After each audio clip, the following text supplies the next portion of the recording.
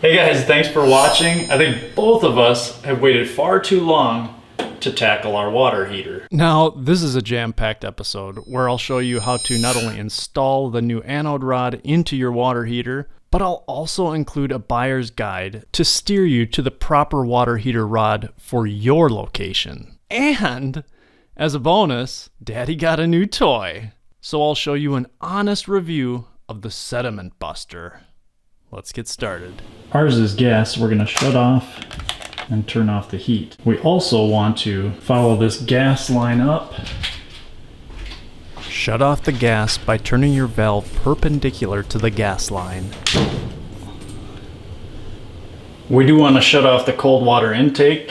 If you're lucky enough, it'll even mark hot and cold. Hot is always on the left-hand side when you're facing it.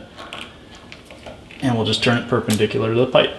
To relieve pressure on the hot water line, we'll open up the faucet, just the hot side, and let it sit there.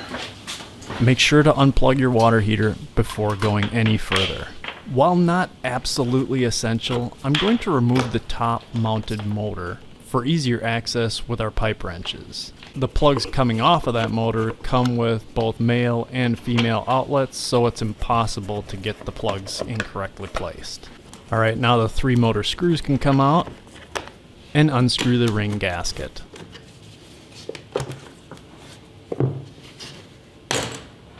At this point, the motor will be free for removal and we can turn our attention to the hot water line. See how it's positioned off that skirt, but on this main post. Don't be surprised or frustrated if you find the fitting to be pretty tight. By using a pair of pipe wrenches in opposed positions, you should be able to loosen the center fitting. Hey, there she goes. Great success.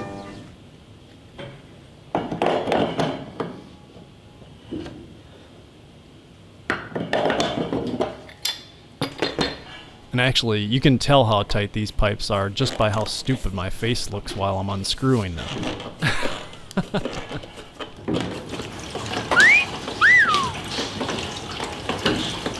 You may end up hearing a little water.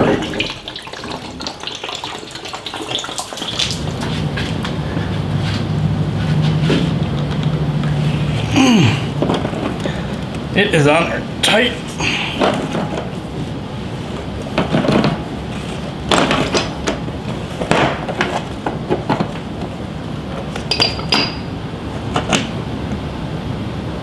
Woo-wee! Woo-hoo! That thing is disintegrated.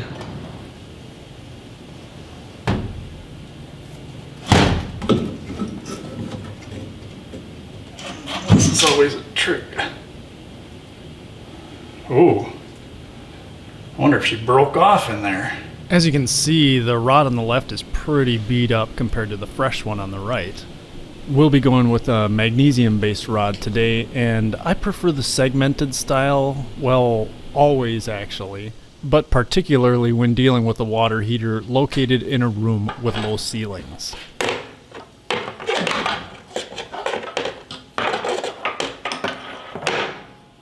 Don't be afraid to place some downward pressure on the rod to allow the threadings to grab. Alright, now we're all set to tighten using our manly pipe wrench. Jeez. Who says that? Actually, for those of you keeping score at home out there, this is a 14-inch, 350mm plumber's wrench.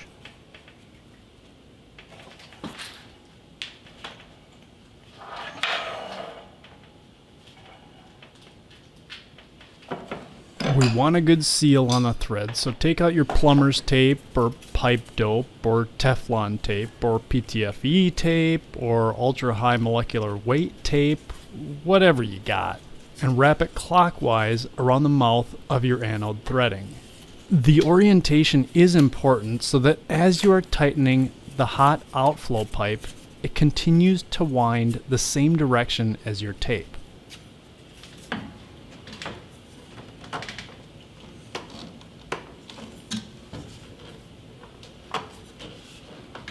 It may be difficult to tell because actually it's completely off camera, but I'm restricting the copper pipe from turning while tightening the center fitting.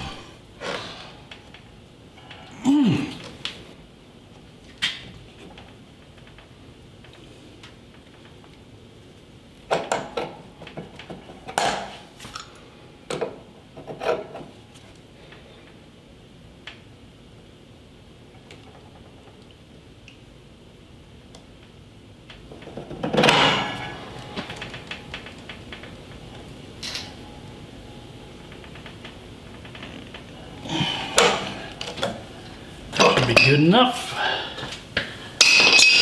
Excellent! Now we can put that motor back on and secure it with the 3 screws.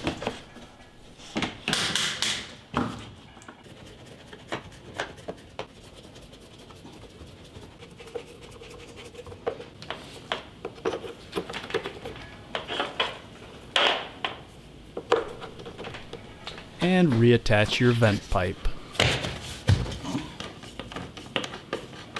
We're almost there, guys. So in order to re-engage the water heater to your plumbing, let's turn off the hot water at our faucet and gradually open our water inflow valve to fill up the tank.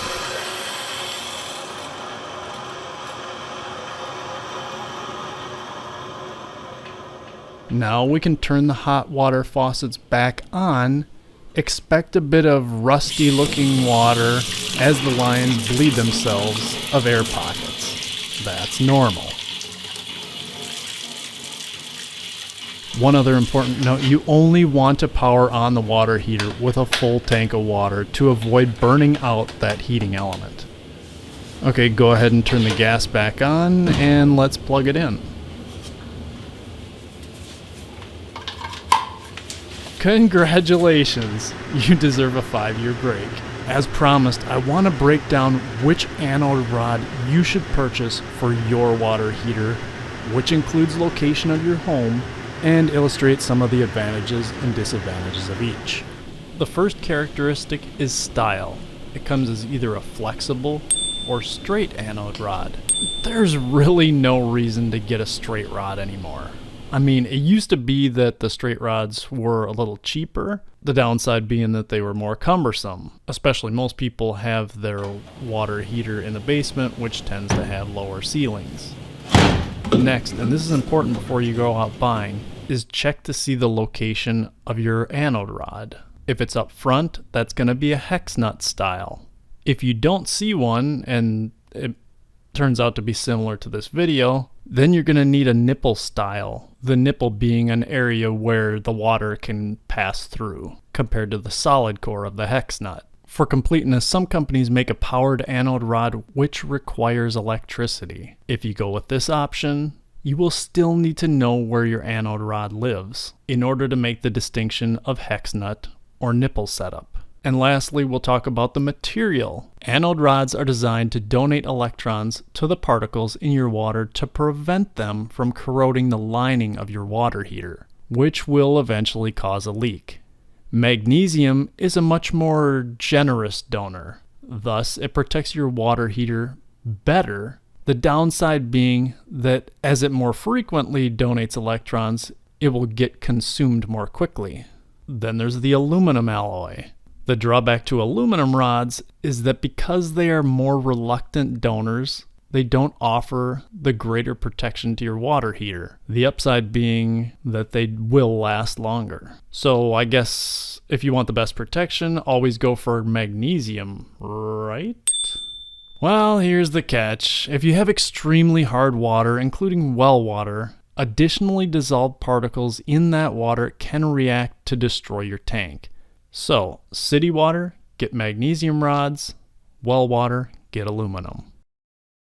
Alright, I've been looking forward to this. I have to say, the Sediment Buster is not only a very elegant design, but also a really cool idea. What it does is it stirs up the particulates that have settled to the bottom of your water heater over the years and helps flush them out. Keep in mind, I flush this water heater every single year. By closing off the drain valve on the Sediment Buster and connecting the stem valve to your air compressor, you're able to blast bubbles of air into the tank to break up that settled material. Ooh, you can see a little brown there.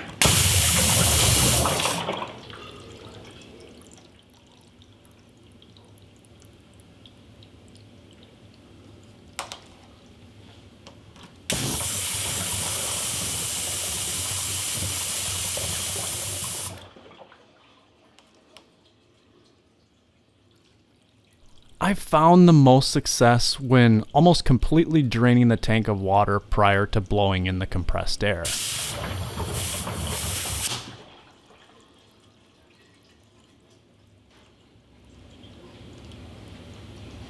Oh, there's some chunks. My hopes were very high.